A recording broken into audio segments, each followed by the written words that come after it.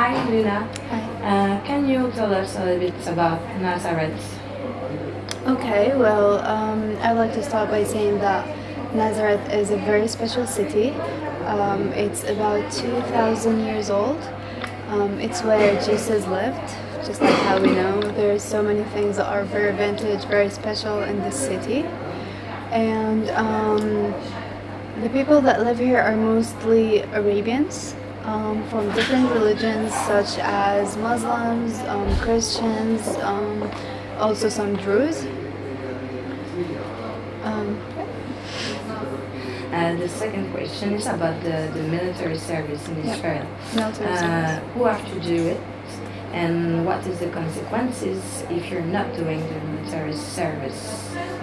Okay. The military service is a must for Jewish people. It's also a must for people who are Druze. And also it's an option for the rest of Arabians, whether they are Muslims or Christians, whether they want to do it. Like, they can really choose if they want it or not.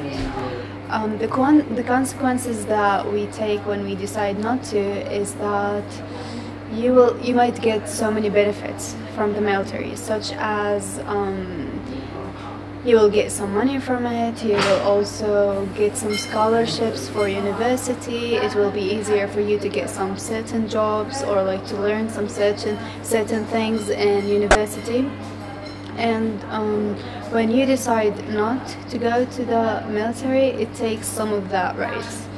And also for the people who is a must for them to go to the military, they might get in jail, such as Druze, when they decide that they don't want to go to the military just because they don't want to, not because they have something physical or something else that doesn't allow them to, then they might actually go to jail for that. Okay. Then for Arabian people, they're not obliged to do it, and but it's more difficult for them to find a job after that. Yes, that's right. Okay. The next question is about AMAD Association. Can you tell us about this association? Okay, in my association, it is in Nazareth.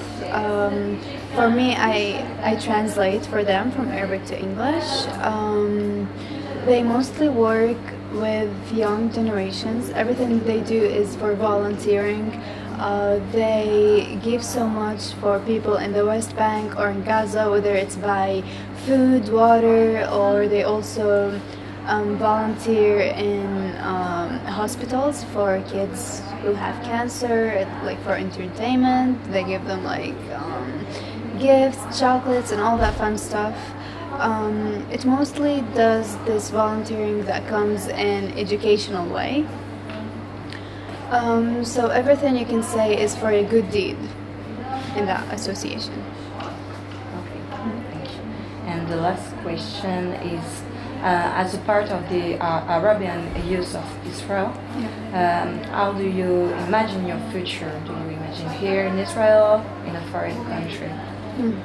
Okay, well, this is a good question.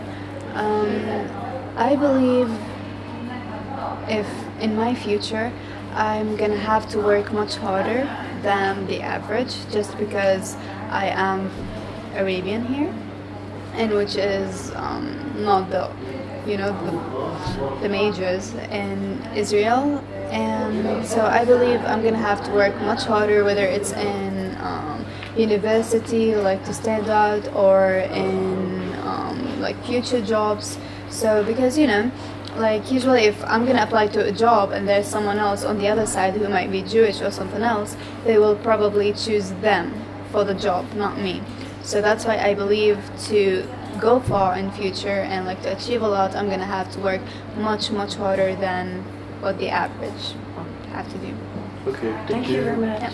Imagine how you feel if this was your family. Free my people, long live Palestine.